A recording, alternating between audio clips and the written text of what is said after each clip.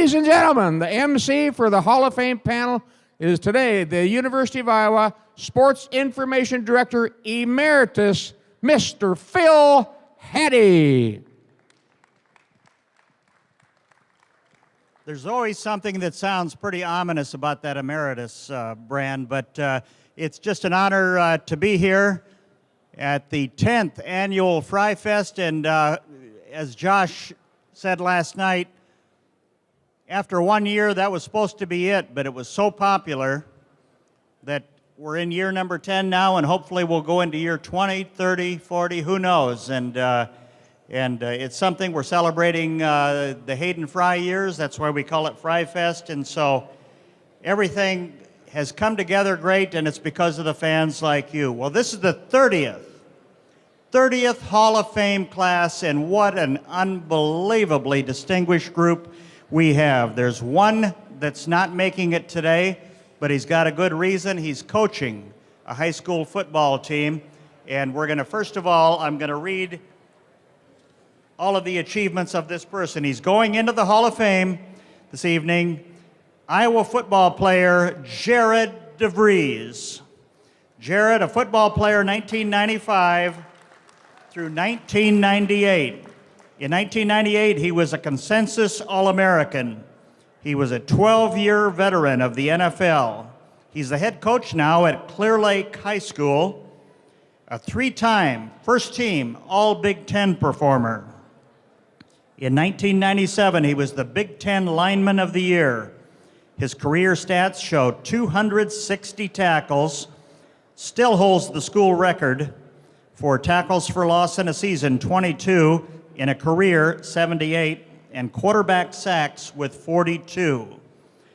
Iowa had Sun Bowl and Alamo Bowl wins while he was there, and he was named the defensive MVP in both. In 1997, in 1998, he was the Iowa MVP. He was coached in high school by the famous and legendary Ed Thomas, and of course at Iowa, all 4 years by Coach Hayden Fry. Hall of Famer Jared DeVries. Okay, our first Hall of Famer that's actually with us, Kineke Alexander. Track and field, University of Iowa, 2005, 2008. She's from St. Vincent and the Grenadines, one of 3 women to win an NCAA title for the Hawkeyes. She's an 8-time All-American. That's the most ever for a Hawkeye. A 5-time Big Ten champion. She was primarily a 200, 400, and 6-meter runner. Big Ten track athlete of the year in 2007. 2006 and 7, she was the Iowa Female Athlete of the Year. She still holds Iowa records for indoor 400 and 600 meters. She competed in the 2008, 2012, 2016 Olympics at Beijing, London, and Rio, and she's not done yet. She's training right now to compete in the 2020 Olympics in Tokyo. Hall of Famer Kineke Alexander.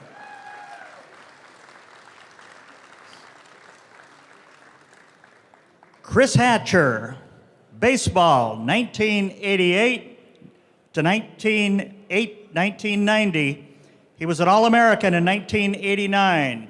First team, All Big Ten, 1989 and 90. He was part of Iowa's 1990 Big Ten title team that made the NCAA regionals. He ranks in Iowa's top 10 in triples and home runs. He batted .405 in 1989. That's still the 7th best in Iowa history. He's the first Iowa baseball player inducted into the Hawkeye Hall of Fame. 13 seasons in professional baseball, he hit 238 home runs. He's now a firefighting paramedic in Council Bluffs. He was coached by his hitting coach, Tom Petroff at Iowa, and head coach, also a Hall of Famer, Dwayne Banks. Hall of Famer, Chris Hatcher.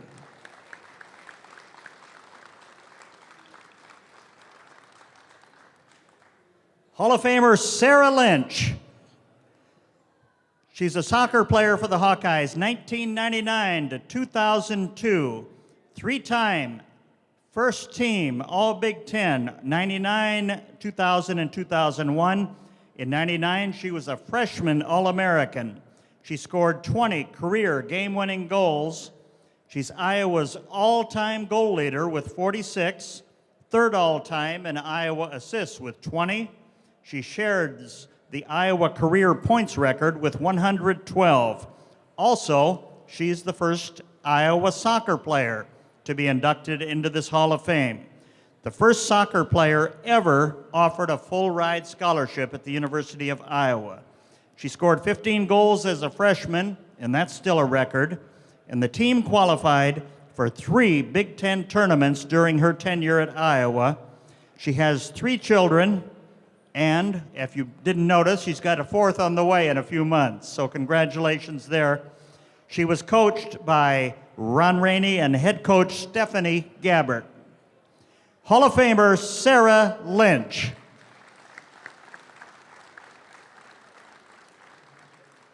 Hall of Famer Alexis Maday. Gymnastics, Iowa, 2001 to 2004. She's a 3-time All-American in 02, 03, and 04, a 6-time Big Ten champion. She was the 2001 Big Ten All-Around champion. She was first team All-Big Ten all 4 years at Iowa. 2001 Big Ten Freshman of the Year and 2004 Big Ten Gymnast of the Year. She still holds or shares school records in Iowa's all-around, uneven bars, and the floor exercise. She started gymnastics for an odd reason, and we'll talk about that later with this crowd. Hall of Famer Alexis Maday.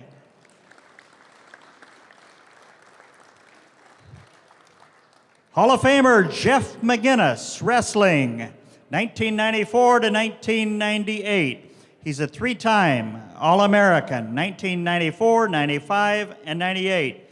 A 2-time NCAA champion, that was 95, and that was at 126 pounds. 1998, 142 pounds. A 2-time Big Ten champion, 1995 and 1998.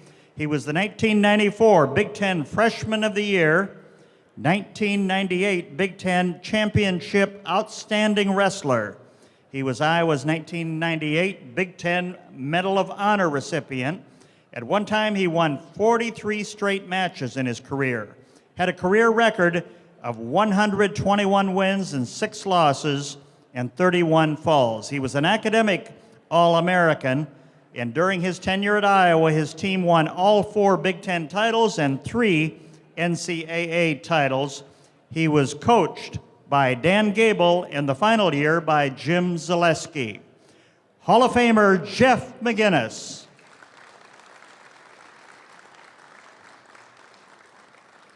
Our last Hall of Famer in football, Bob Sanders. He was a safety for the Hawkeyes, defensive back, 2000 to 2003. He was a 2003 All-American, 2001, 2, and 3 first team All-Big Ten selection, a 2-time Hawkeye Most Valuable Player. He had 348 career tackles, which still ranks high on Iowa's list. In 2003, he led the nation in forced fumbles. 2001, 25 tackles versus Indiana, and that's the 4th highest in Iowa history for a game. He helped Iowa to the Big Ten title in 2002, and he helped them to Alamo Bowl and Outback wins in 01 and 04. He's considered pound for pound the hardest hitter in college football when he played. Small in stature, but gigantic in heart and ability for the game of football. In 2000, he started his first game versus Wisconsin, the 9th game of the year. He made 12 tackles. He was a career starter for the rest of his career at Iowa. He played in the NFL for 8 years. He was a member of 1 Super Bowl winning team at Indianapolis. His head coach at Iowa was Kirk Ferentz, Hall of Famer Bob Sanders.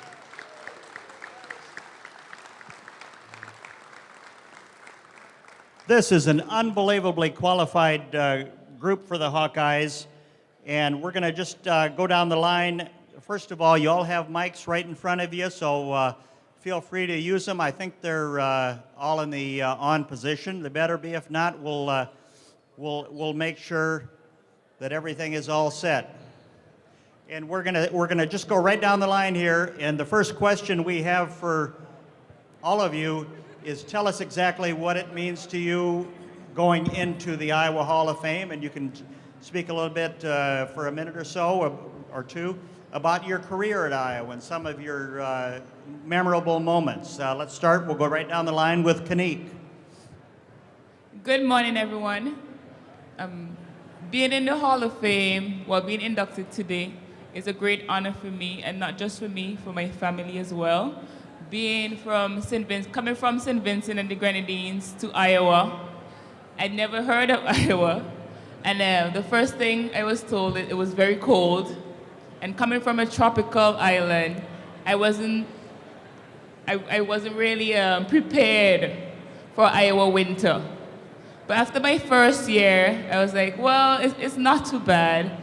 And then by the time my sophomore year came around, I was like, okay, I think I can do this. I was homesick at times, and then I had my coaches, my teammates there to support me throughout my years at Iowa. And then come around to competition. Everyone was very supportive. You come out, everyone was out there cheering for you. So all that I can remember, my years at Iowa. And then on the field, I had my teammates there to support me as well. And going into NCAA, there were some years I went in, like my first 2 years, I was the underdog. And then I went in there, I got my NCAA champion. I was NCAA champion in 2006. So that was really exciting because no one expected me to win. A girl from Iowa.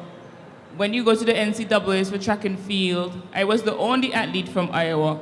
So going out there and competing for Iowa and putting Iowa name out there, not just the University of Iowa, but also my country, telling people about St. Vincent and the Grenadines, because a lot of people haven't heard of St. Vincent and the Grenadines. So they would be like, oh, where is St. Vincent? So then I would have to say, well, have you ever been to Barbados?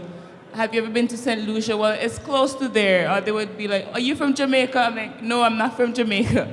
We have similar accents, but I'm not from Jamaica. But throughout my 4 years at Iowa, I really had a good experience. I still have a lot of friends at Iowa, especially in the coaching staff, like Coach Woody, Coach Roberts, and Kevin Fo, K4, who works at equipment. So I still keep in contact with everyone, and I'm really excited to be here. And I just want to say congratulations to everyone, and thank you all for coming out and supporting us today. And you also had Lane Anderson was part of you coming, but Jim Grant, one of the nicest people I've ever had the pleasure to work with, actually got you here. Yes, Coach Jim Grant, he passed away in 2007, and that was a very hard year for me. Until this day, me and my friends, we have a WhatsApp group. We call it the Grant Girls, because all of us were impacted in some way or the other by his coaching. So we still have a group, and we still keep it in our memory. And then Coach Lane Anderson, I still keep in contact with him because his two boys, I used to babysit them at one point. So he has moved on from Iowa, but I do still keep in contact with him. Jim Grant was a good man. Chris Hatcher. This on? Okay. It is. Well, I tell you, it does my heart great to see all this black and gold here. I'm from Iowa. My family are huge Iowa fans. We live in Council Bluffs, Iowa. You see a lot of that red and an N all over the place. Yeah, it's crazy. So it's wonderful to be back here in Iowa City. I have my family with me. My oldest son, unfortunately, can't be here. He's going to be playing a football game for Iowa Western, so couldn't get up here. But what this means to me, first of all, I sit here and I listen to these resumes, and I'm like, ooh, boy. I don't know if I should be up here, but my baseball time here was wonderful. What I learned, playing 13 years professionally, I look back at my Iowa days, and that's really a fond memory for me because we played for the name on the front of the jersey, not on the back of the jersey when we were in college here. We had great relationships. I never thought about playing professional baseball while I was here. When I got drafted, I was surprised. I got a phone call and, hey, you're drafted. Okay, I guess I should leave. I wanted to be here one more year, actually, but you got to do what you got to do. I'm very humbled, appreciative of being selected to the Hall of Fame. I know this isn't so much about me, but about baseball in general and about being a Hawkeye. I think what I learned being here with being a good teammate, working hard, really projected me, and that's why I stayed around for 13 years in professional ball, because of what I learned here at the University of Iowa. And we bleed black and gold. We're glued to the TV sets for all these sports. With the Big Ten Network, we watch a lot of stuff, so we're just very happy, and I really am happy to have my family be part of this. And you also, we spoke earlier about 98.9% of the Dwayne Banks stories we can't tell today. But you must have some good thoughts about working with Dwayne and Tom Petroff, one of the great hitting coaches in college baseball history. Yeah, Coach Banks was probably the most intense coach I had, and that's saying something over the years. Very, very nice, very approachable, but when we got in between the lines, he turned into a very competitive person, which also reflected on us as a team. And if it wasn't for Dwayne Banks, I wouldn't be sitting up here. I got one scholarship offer, and that was here to the University of Iowa. No other offers anywhere. And the thing is, he tells the story, he didn't even see me play baseball before he gave me the offer. He just saw me in other sports. So thank goodness for Dwayne Banks. And Tom Petroff, like you said, a genius. What he taught me, not only on how to hit, but how to approach the game and how to attack my weaknesses and really work on my weaknesses, which is not fun to do because it's embarrassing when you work on your weaknesses. But he was a genius in a way that he taught blind kids how to hit a beeper ball. So the way he taught us was all about feel points and what you were feeling. How did that feel? So you became your own coach. So in my whole career, I wasn't reliant on a coach to tell me what I did. I could just draw on what Coach Petroff taught me. I think that's one thing we're going to find amongst this whole group here. You all had great coaching. So, Sarah, your turn. Hi. Thank you very much. Like Chris and Kineke and these other athletes, it is absolutely amazing to be back in Iowa City. I was born and raised in Illinois, so not very far from here. So when it came to me making my choice to play college soccer, I knew I wanted to stay close enough to home for my parents and family to be able to come watch. And again, like they said, Coach Gabbard and Coach Rainey came to my house after my official visit, and with my parents on either side of me, they proceeded to offer me the first full ride for women's soccer, which was an absolutely incredible achievement, and I was so happy to accept. And when I was a freshman at Iowa, it was only the third year of the program, so we were totally brand new, and a lot of the times people ask me what was it like going to a brand new program and why did I choose that. And to be honest, I just knew that I wanted to help the program continue to grow, and we weren't known at all. Nobody knew about Iowa. We were a young team, so it was fun to just go in and be hungry and play my heart out, and I was able to do that and had some success. And like these guys said, since I got the call a few months ago, it's been really fun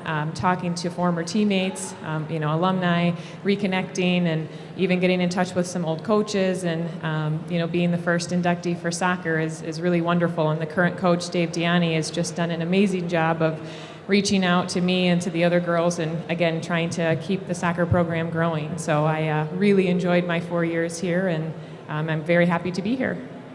And everything was in its infancy. When you started, I think the Iowa program was only in its third year of soccer. That's right, the third year. So my older sister was a year older than me, and so she actually came here and joined the team that second year. And so I definitely got to see her in her freshman year here when I was a senior in high school and get a little bit of the taste of it. But like you said, Phil, it was a new program, and so we didn't maybe have a lot of things that the program has now. So it's been really great to see, they have a nice stadium and some other really great things going on. But I think, again, that unknown, nobody knew the program, nobody knew us, and we just got to play and have fun. there wasn't much pressure at that time. Well, they've come a long way, They sure have. obviously. Alexis, Yes, sir. you're on. It definitely is an honor, as everyone has already said, to be selected for the Hall of Fame. It's pretty incredible that we have 2 brand new inductees for their sport. Same thing, Iowa Gymnastics has come along a long way. I, like Chris, had one offer here, and boy, did I snatch it up. So I spent 4 years. I came from Maryland, came halfway across the country. My parents and my brother flew out with a large suitcase, and that's what I brought with me. And I had an incredible 4 years here. The university was incredibly welcoming. The girls were excited and on board, and my freshman class was the class that was going to turn the program around, and we were successful. And I would come back in a heartbeat and do it all over again. Indeed successful. Now, we're going to get to what I had mentioned earlier. That, a lot of people take different routes to end up at the sport where they excelled in. Alexis had maybe one of the most unusual ones that I've ever heard, but I'm going to let her tell you why she ended up with gymnastics, a sport that was totally foreign to her before this. Go ahead. Okay, so my parents are here with me today.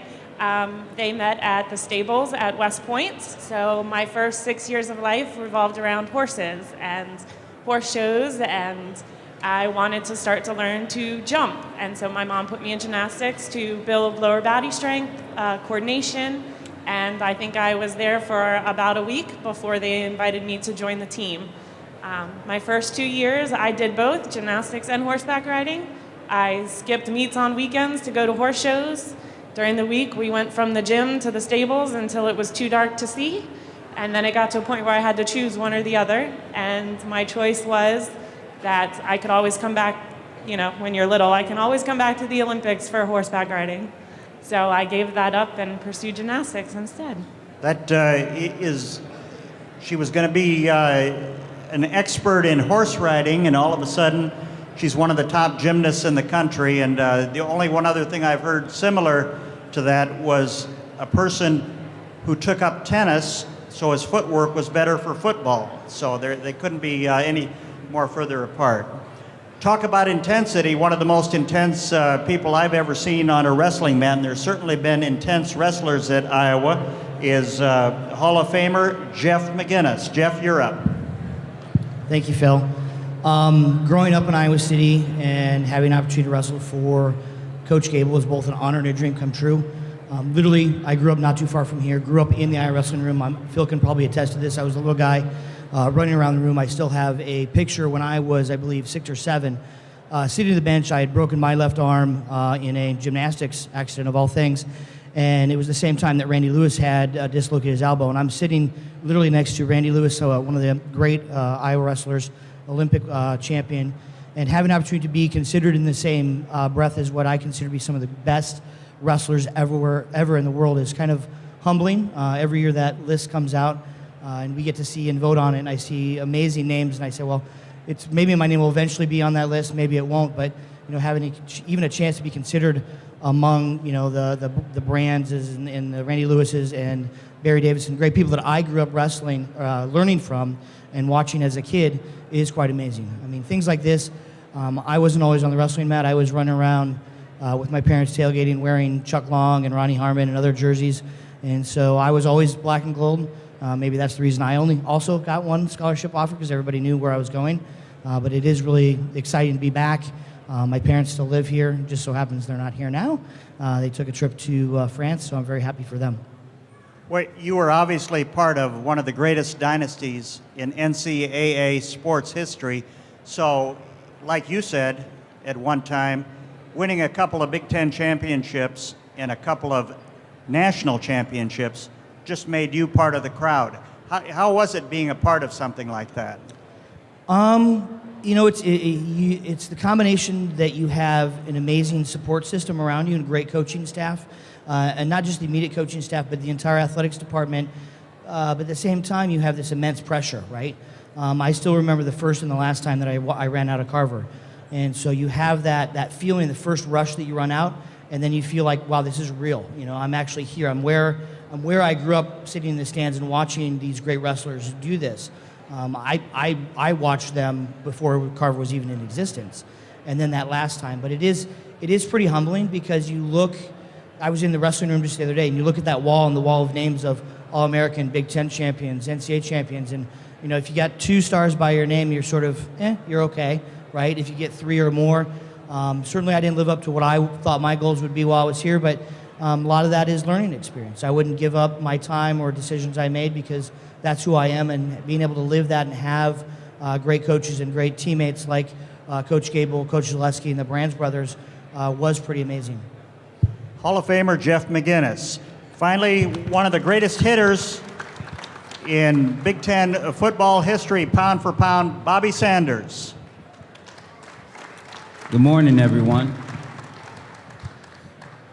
So just like a lot of these guys up here, I had one offer, and that was here.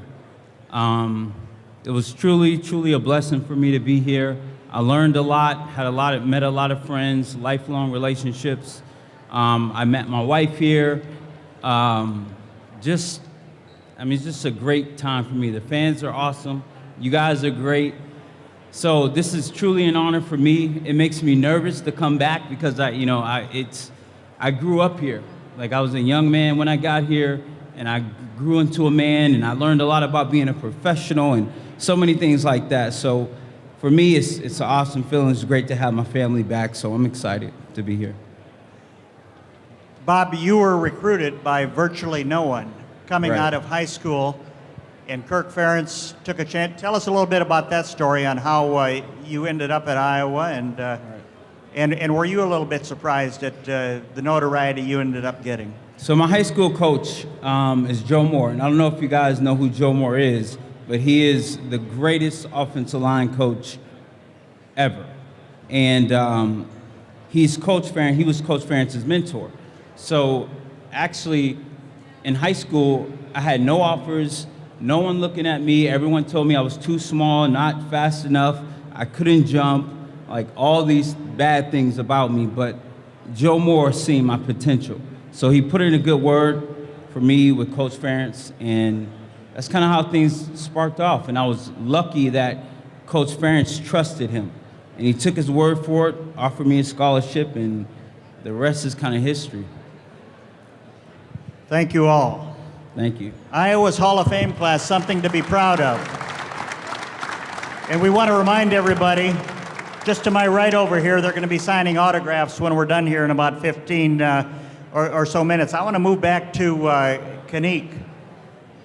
It seems to me that what you've shown so far, Kineke, as far as your Olympic history, I mean, we're already going back 10 years.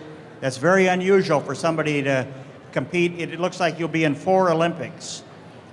Tell us about, how do you do that? How do you keep your body going like that for such a tough sport, track and field, over such a long period of time, and you've got the Olympics coming up in 2 years? Well, for me, obviously, now I'm 32 years old. So right now it's kind of hard for me to keep training. Every day you beat up your body, so you have to make sure you recover properly and stuff like that. So right now it's hard. But over the years, I've learned to take care of my body. I've been in this sport. I've been running since I was 7 years old. So I've learned a lot over the years. And not just about myself, but through the coaches and stuff like that I've had over the years. I've had probably like 7 or so coaches. So everyone would teach me a different thing. And then just going out and training, you learn to train smart. You can't just go out there every day and be like, oh yeah, I'm gonna hit it hard Monday, hit it hard Tuesday, hit it hard Wednesday. No. By the time you get to Tuesday, you're done. So you have to say to yourself, well, my body needs a rest. Because if you don't rest, then you get injured, and then that's a setback for you. So over the years, 2008 Olympics, that was the year I graduated from Iowa. I was excited, full of life. I went there, I carried a flag for my country, so I was really excited about that. And then I was like, okay, that's the first one. I got it out of my system. And then 2012 came around. I went out there, I trained really hard, got injured, like the first 100 meters of my race, I got injured. So that was, like, that's the most, like, thinking back, that was the most painful part of my career, because I knew that year I trained really hard and I was expected to go to the finals. So I got injured, and that was very painful for me. Just thinking back right now brings back all that bad memory from that day. So in 2016, I had a new coach. I went out there, it didn't go as well. And then I was 30 at that time, and then I was like, well, do I really want to continue?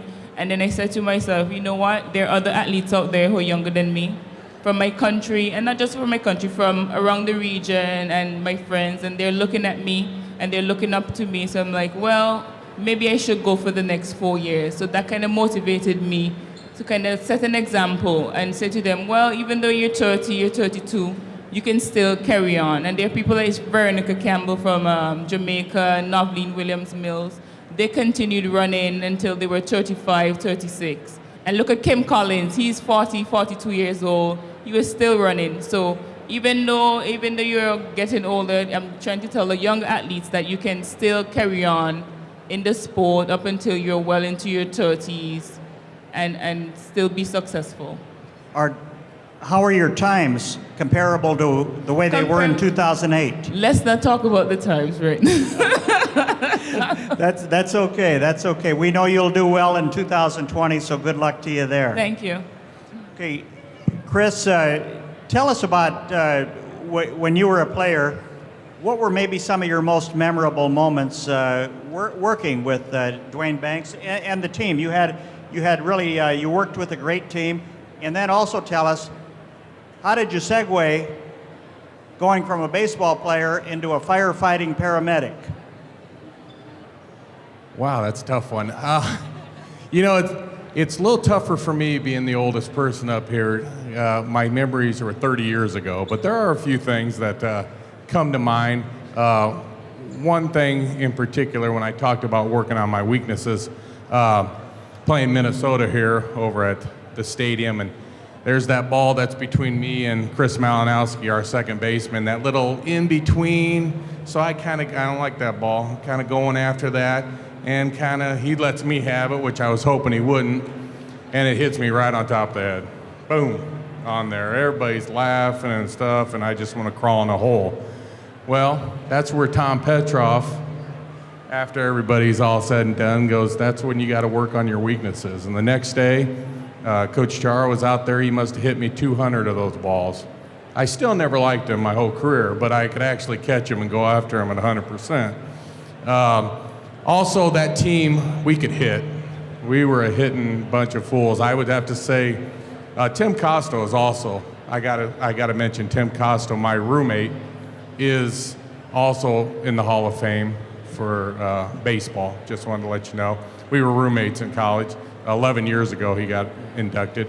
But that guy could hit too. He and I are Hall of Famers, and I bet we weren't even the best hitters on that team. Keith Primetime Noreen, our third baseman, was probably the best hitter. Brian Wujek led the Big Ten in hitting in the 1990. So we were just part of guys that probably didn't play the best defense. Maybe we didn't have the greatest pitching, but we were going to thump. We were going to hit. And I remember Illinois coming into our place, and they're nationally ranked. Augie Garrido brings all of his California kids to Illinois, and they're going to win the national championship. So they come into our place, and they walked away with 4 straight losses. We put the wood to them. We hit the ball, and they weren't too happy with that, but that's one of my fondest memories.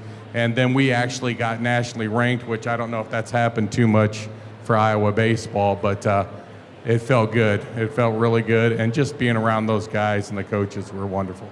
That was a pretty good team that year. Now, Sarah, you came in and you had an incredible freshman year. Maybe your best season. Tell us about the transition. Did it almost feel like you were still playing in high school, you were so successful that first year? Yeah, so high school soccer actually was a spring sport. So where when I got to college, it became a fall sport. So I like to say I was fresh off of my senior year of high school, had the summer to train a little bit, and then the season started immediately, in August of 1999, my freshman year. And I, like Phil said, I think it was my best year again because nobody knew who we were and there was no pressure. It was a new program, and so I was able to come in and get to know the girls on the team and really try my best and prove myself worthy. And I earned a starting spot as one of the forwards and ended up scoring a lot of goals that year, and it was really exciting and very special. Now, you also had the adversity of, correct me if I'm wrong, some health issues Yes. over the years, which is very unusual for somebody as young as you were. Yeah. So what Phil's referring to is, and I don't mind sharing it all. In 2010, I actually suffered a severe heart attack, which was a huge shock to me and to my family. And thankfully, I survived. And at that time, it kind of changed some of my priorities as far as coaching and teaching and starting a family. But especially because of that health incident, I very much am so thankful to be here and reminiscing and looking back at being able to play in college and being able to play at Iowa and being here today. Are you able to go out and kick the ball anymore? Do you try to teach that to your kids? Yes, very much. Like Phil said, I have 3 kids. They're 6, 4, and 2, and then our 4th is on the way in November. So my 2 daughters are just starting to play soccer right now at that young, fun age, and I love watching them. And it's a little bit hard because I think a lot of our neighbors want me to help coach, but they're so little, and I'm still pretty intense and competitive, so maybe when they're a little bit older. But yeah, it's a sport where, when my kids are this little, I can go out and enjoy playing with them now, so definitely. That's wonderful. Thank you. We're glad you're healthy right now. Alexis, we want to hear a little bit more about, now how about you? Do you get on the horse anymore? No, definitely not. I don't know. Maybe when I was a teenager, I went to a summer camp. But I think maybe that was the last time I was on a horse, to be honest. Well, the coach here now at Iowa, Yes. Larissa Libby, I assume you've kept in a little bit of contact with her. They're doing a wonderful job with women's gymnastics here. Do you still keep in contact, and do you still do any of the routines you used to do, obviously, to stay in shape? I do keep in contact with quite a few. Like every other sport, we come from literally all over the globe to come here and play for Iowa, compete for Iowa. We have some teammates from Canada. That's where Larissa is originally from. There's a few that are out on the East Coast with me, so we do try to keep in contact every once in a while. Like Sarah, I coach my daughter in gymnastics, as she grins at me. It's hard. It's very hard to coach your own kids. We decided together to give it up. She's now a soccer player. But every once in a while, I would goof around in the gym, and the girls would all be pretty astonished as to what I can still do. And it's funny because with gymnastics in my head, I can teach you how to do it, and I know what it's supposed to feel like, but I don't think my body could do what it's supposed to do. It's funny how that happens. I think we've all experienced that. You tell your own kids to do something and they ignore you, but if the neighbor tells them to do exactly the same thing, then they'll listen. So that's the way it goes. Jeff, you, when you were at Iowa, you had the pressure of Iowa history. You had family pressure because your dad and mom were, long before you, deeply involved in Iowa wrestling. Yeah, my father, for many who don't know, there's a fan group called the Hawkeye Area Wrestling Club, and it was formed by Maury Adams and a few other guys in the mid-'70s, shortly after Gable got here. The whole idea behind it was to develop sort of a place for Iowa wrestling fans to go and gather and travel together to meets. My father joined the Hawkeye board shortly after it was formed, and literally my entire life he was the treasurer and a board member and very much involved with it, involved with Iowa wrestling. Him and Coach Gable were really good friends. Year after year, a lot of times he would help with predicting seedings for Big Tens and Nationals. And so yeah, having grown up in that environment, it was both an opportunity to be exposed to some great teachers, great coaches, but also then once I stepped into those footsteps of of wrestling and wearing the black and gold, there was some times where the pressure, you could definitely feel the pressure, having been here, having been sort of, I would say, born into that singlet a little bit. Okay, Bob, you came right on the heels of Hayden Fry leaving at the University of Iowa a year or so after. Right. Obviously, Hall of Fame coach in Hayden Fry. Kirk Ferentz probably going to go into the Hall of Fame someday, and he's in his 20th year at Iowa. Tell us how it was for you coming in. You're learning the ropes, and then all of a sudden you're pushing out some veterans out of a job, but you had something to prove. You had a chip on your shoulder from the beginning. Right. Yeah, it was pretty tough because the rule is that you can't lose your job to an injury. So there were when I started my freshman year, there were 5 guys that I was behind. So I was just basically a special teams guy. So for some reason, all of those guys ended up getting hurt. So I remember my coach said, okay, you're up. He said, if you mess this up, you'll never play here again. So that game, I ended up having 12 tackles and 2 sacks, my first game as a freshman. And that was the year that rule changed as far as you can't lose your job to an injury, because I never got off the field. From that point on, I was a starter for the rest of my career. So, but that was tough because a lot of those guys were my friends. There was a point, was it your junior or senior year, where you did get hurt and you had to sit out? There was no choice. It was my senior year. In training camp, I broke my foot, and then I had to have surgery, so I missed a few games, but I ended up making it back and, was lucky to go on and get drafted. So it was tough. I suffered a lot of injuries in my career, but the way I played, I knew that I would have injuries, but it was a great opportunity for me, though. Now we've just got a few minutes left. Could each of you take 1 minute or 30 seconds and tell us what you're doing now with your life, your career, and what you hope to do in the next a few years ahead of us right now, so they know exactly what you're doing. Okay, right now I'm in Clement, Florida. I'm still training. I'm taking it year by year, trying to finish out my last 2 seasons of my track career. And then after that, I don't know what. I'll probably go back to school, I believe, and try and do something in nursing. I think I want to help people. That's what I like to do. I like helping others because throughout my career, I was helped by so many people. I don't think I'm going to go into coaching, though. But I want to help, give back through nursing. I think that's where my call is right now. Wonderful, wonderful. Hatch? Currently, I'm a paramedic and a firefighter for Omaha. That's what I do for a living. It's a wonderful job to be able to serve people. It's not a desk job. I'm not doing the same thing ever, day to day, the strangest things that I've seen. But also chasing around these kids, coaching them, now going to their events and not being a coach is not any easier than coaching them, because now you're like, these coaches are screwing it up.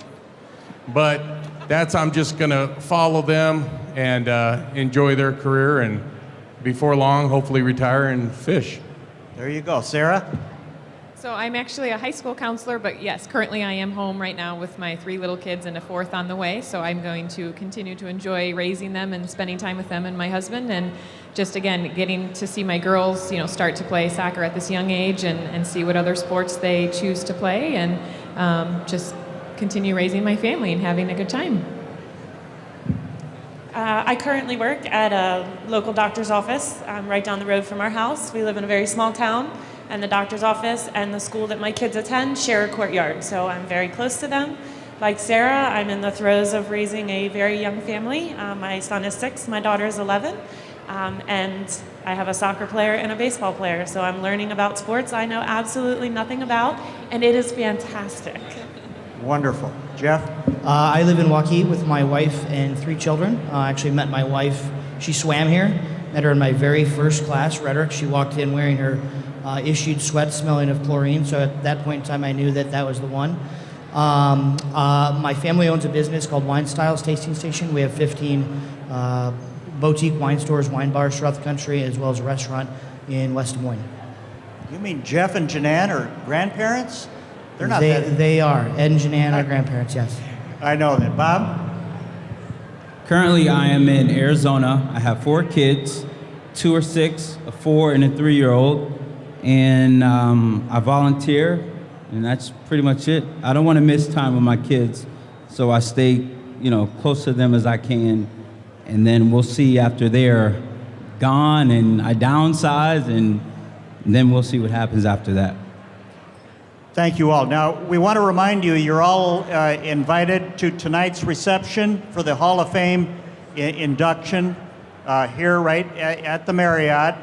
Starts at, I believe, 5 o'clock, right around there, 5:30, 6 o'clock.